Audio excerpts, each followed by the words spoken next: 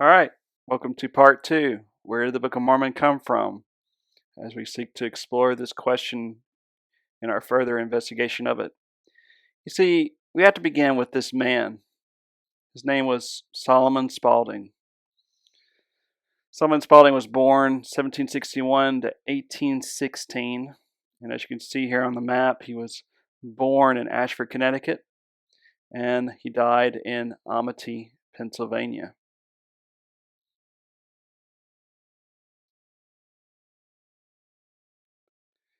There's quite a bit we actually know about his biography. He was studied at Plainfield Academy, served in the Revolutionary War at age 17. He served in Colonel Obadiah Johnson's regiment. The war, of course, ended in October 1781 at Yorktown, Virginia. And then he went on to want to study law, and he read law with Zephaniah Swift for a while in Windham, Connecticut. But he decided to change his mind, and he decided to go towards changing to the ministry. So he started at Dartmouth College in Hanover, New Hampshire in 1782, obtained his BA degree in 1785 at age 24. At Dartmouth, there's some very interesting things you need to realize about Dartmouth. And I just think about the education that we have today and just what it took for them to be admitted into college. I think it's very interesting here, and I'm going to stop it a little bit just to show you, to give you an idea. So look with me here what it says. It says, let me let it build up first. So for admission into the freshman class, it's required a candidate be well versed in the grammar of the English, Latin, Greek languages, and Virgil, Cicero, Sallust, Greek Testament. As you can see there's quite a bit that we just don't study today, do we? We don't study the classics as they once did. They go a little bit further. You can see here, persons admitted to advanced standing in addition to the requisites for admission to the freshman class must be able to bear examination of studies pursued by the class to which they desire to enter, or in other words, equivalent to them. And as you can see here, first term of what they would learn, that's amazing what they would have to learn.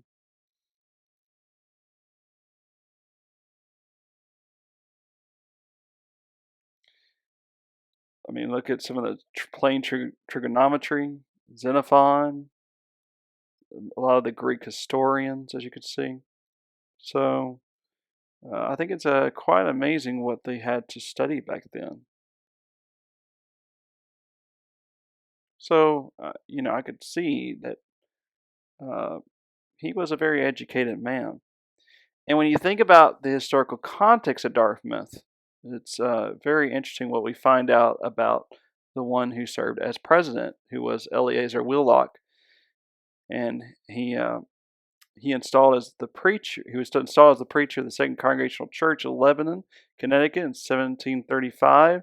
Served there for 34 years. He was deeply concerned for Native Americans in New England. And in 1743, he took in a student named Samson Occom, a Mohegan who knew English, had been a convert to Christianity, and he taught Occom for 4 years, and Occom was ordained to be a Presbyterian minister later. So here's a portrait of Samson Occom. There you can see.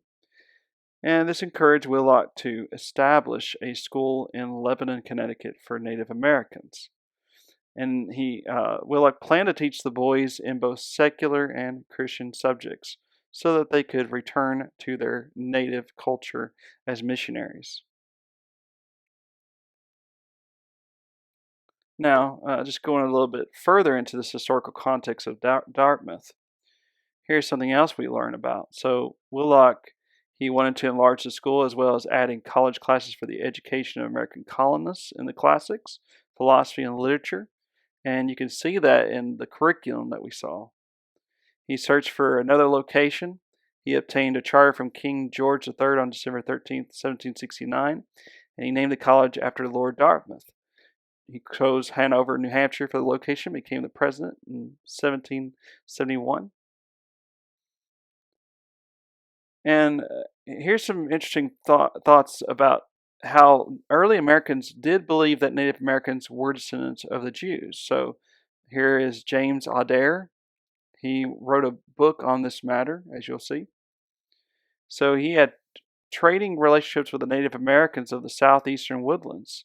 In 1775, he was encouraged by friends to take his notes to be placed in book form, and so it was called The History of the American Indians. He posed that the Native Americans were Jewish descendants. And then we have another man named Elias, and I have trouble saying his last name, Budnot, and I'm sorry if I really made that, if I really just mispronounced that. I'm not perfect in the English language, so I'll admit it. So Budnot, I don't remember how to say that word. So in 1816, which Solomon Spalding died in that year, he wrote a book entitled Star in the West, or A Humble Attempt to Discover the Long-Lost Tribes of Israel. And then go back to the president, Willock. Here's something very interesting that he says. So I want to let it build, but he says, the celebrated apostle Eliot and other good men have been stimulated to great zeal in spreading the gospel among the Indians, from belief or hope that they are the descendants of Abraham. Several plausible reasons encourage such an opinion, as the people of Israel were separated from all others and the tribes kept distinct. And so it is with American Indians. Each nation had its symbol, or each tribe its badge by which it is denominated. The Mohawks, for example, were divided into 3 tribes, denominated the bear, the tortoise, and the wolf. Each of these tribes bore the animal for which it was called as a coat of arms in its banner. When Cortez and a part of his troops entered La Scala, a city of South America, the inhabitants came out to meet them, each tribe distinct and separate. Of these, there were 4. The priests came with their pots and incense and loose white garments. Now notice this. Notice how he jumps to. This historical account in Josephus, and Alexander the Great had come into Jerusalem and met the Jews.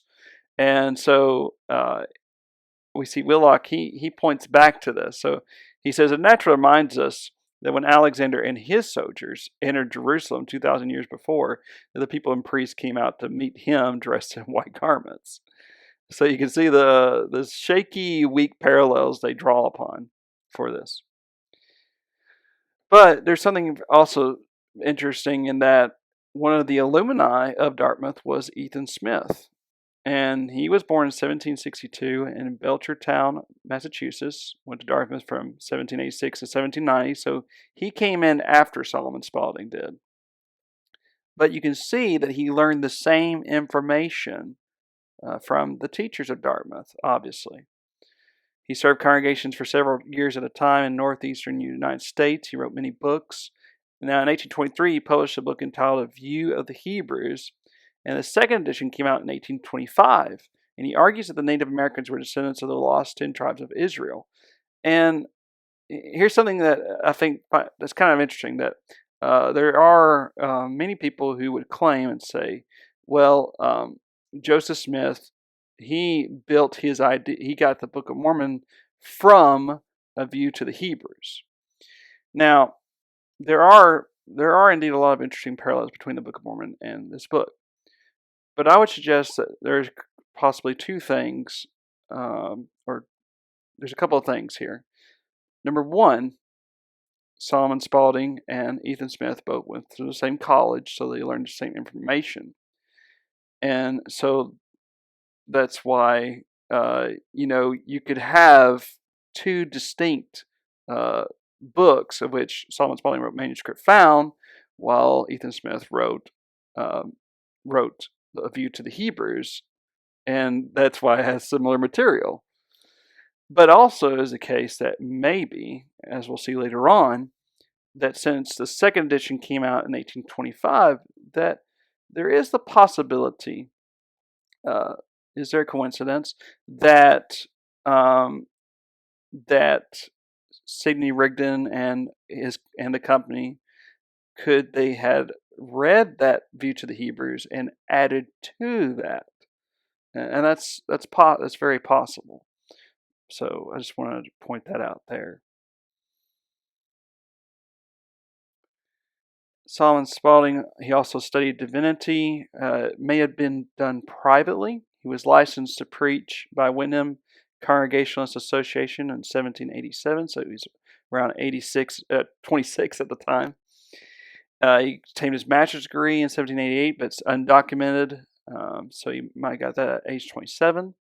He married a Matilda Sabine, February 21st, 1795, and he was 34 at this time. He moved to Cherry Valley in New York.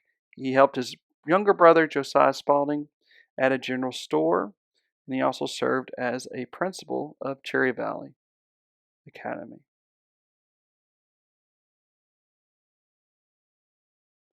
So Solomon Spalding, he seemed to have been replaced by Eliphalet Nott in 1796.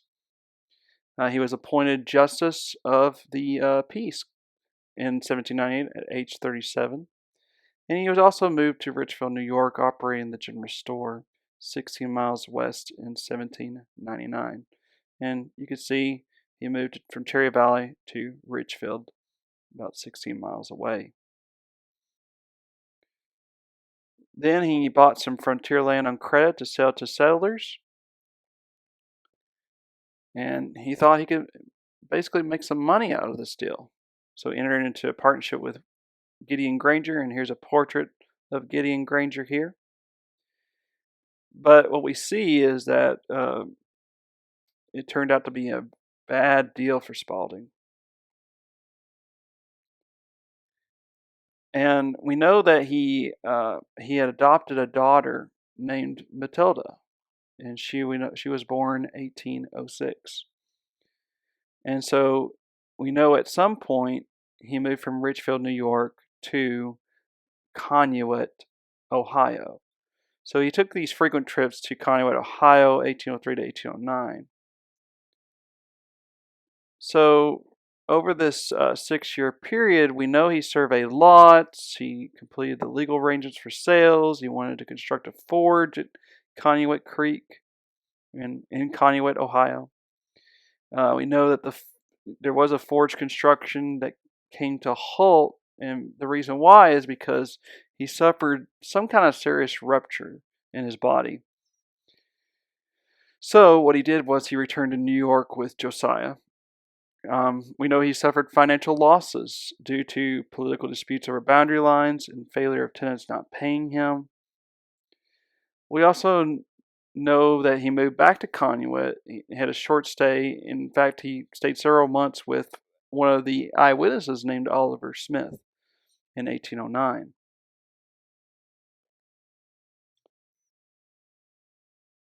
We know that he recommenced construction of that forge in 1809.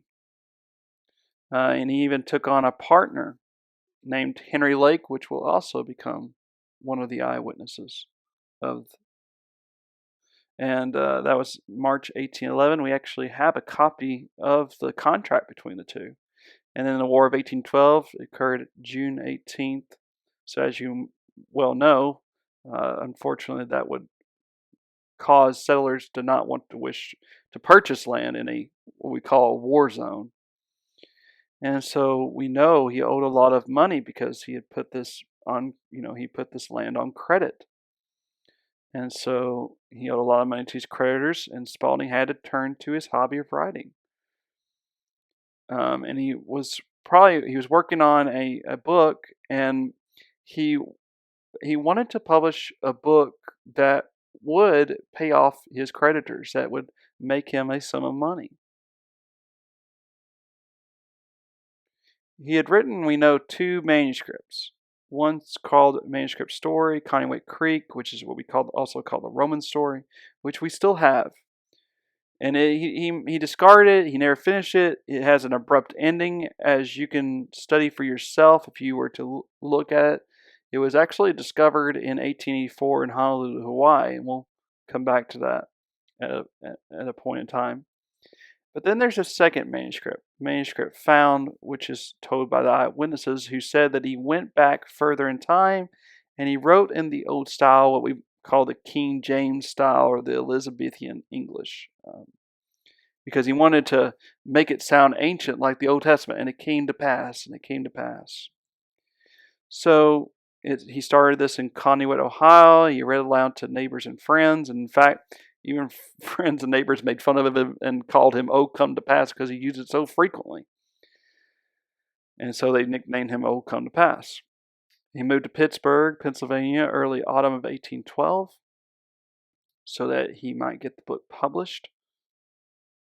So that's where he journeyed to.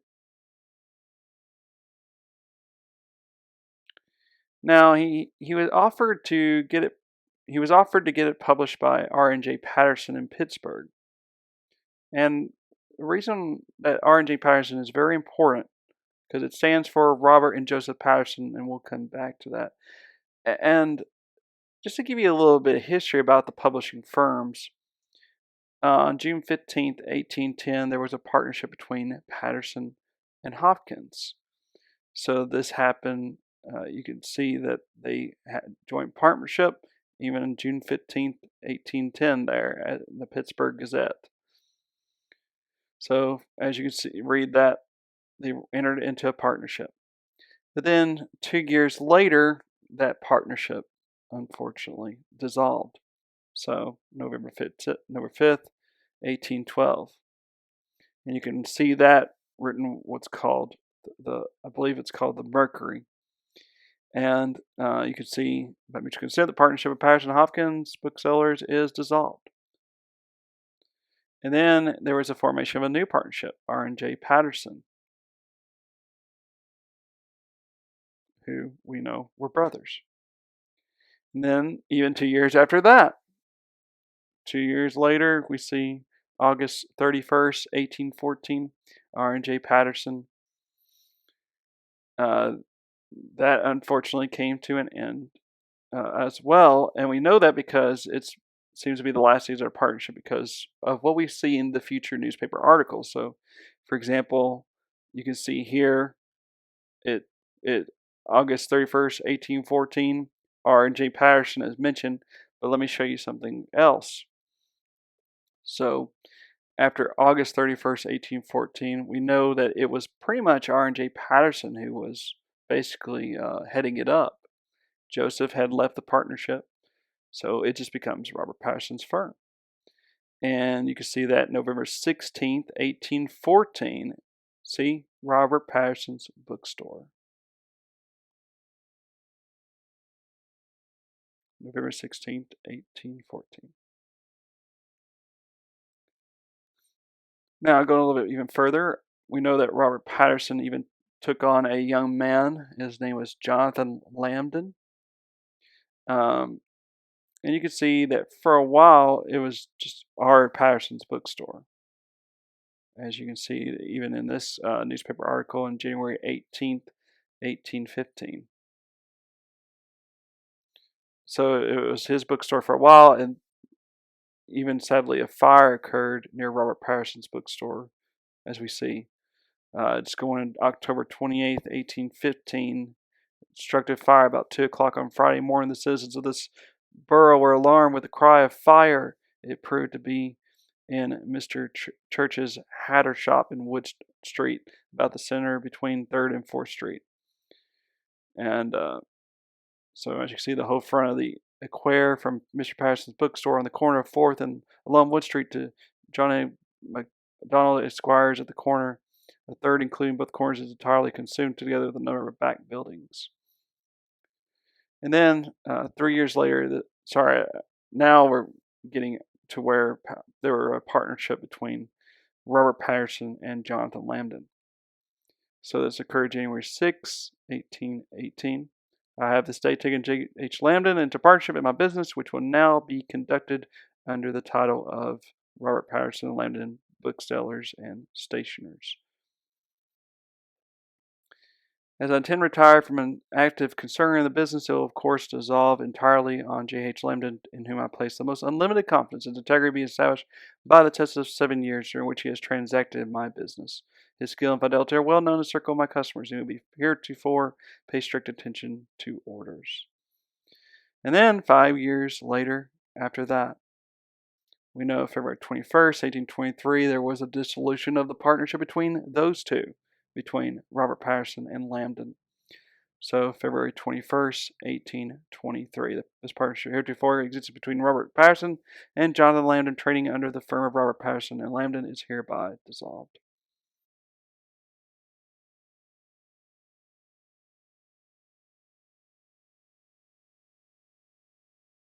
So you might be asking yourself, well, why did I give you so much information about these publishing firms? And there's a reason why, because on a YouTube channel called Saints Unscripted, Spalding rigged in theory proved the Book of Mormon is false.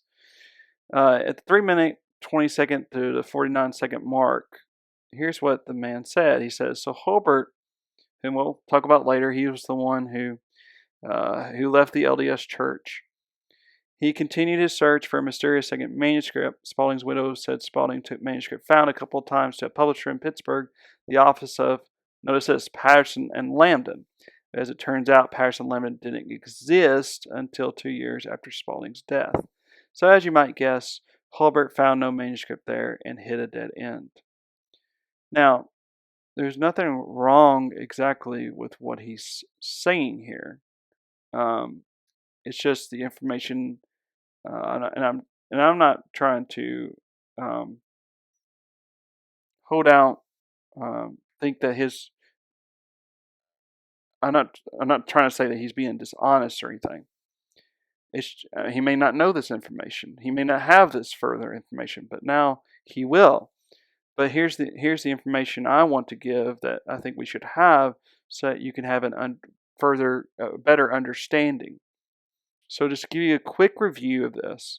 So remember 1810, for 2 years there was a partnership between Robert Patterson and Hopkins.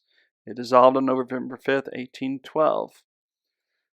After November 5th, 1812, so, probably it might have been maybe for a month that Spalding had moved to Pittsburgh, so he had been there for about a month, because we know he moved there sometime in the fall of 1812. So after November 5th, 1812, there was a formation of a new partnership. So it was R and J Patterson, who are brothers, and they sadly had a dissolution of their firm, 1814. We know that Joseph left the firm. So then after August 31st, 1814, it just became Robert Patterson's firm. On October 27, 1815, a fire occurred near Robert Patterson's firm. Then in 1818, the partnership formed between Robert Patterson and Lamdon, and then it dissolved 5 years later between February 21st, 1823. Now, it's there when I point the arrows, mainly the first arrow, that sometime during that period, probably between 3 and 4, between 1812 and 1814, that Spalding did indeed try to submit his manuscript. Now, we know that he planned to get it published by R and J Patterson in Pittsburgh.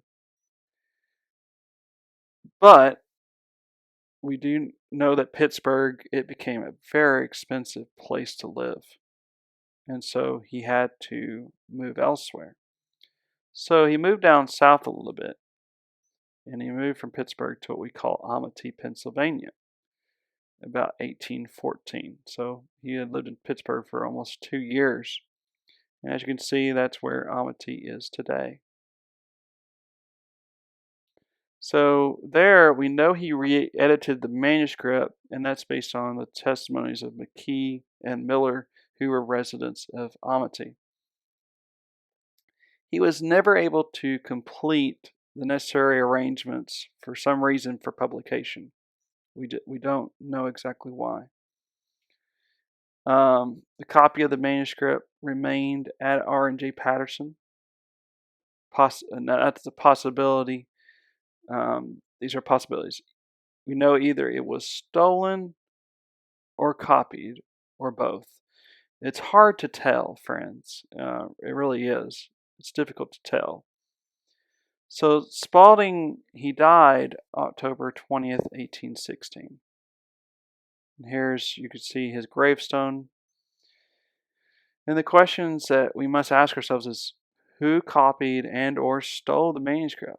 What happened to that manuscript? That's what we seek to try to answer. But, like I say always, you'll have to join me next time in an upcoming video. I really appreciate you being with us throughout this series. Thank you.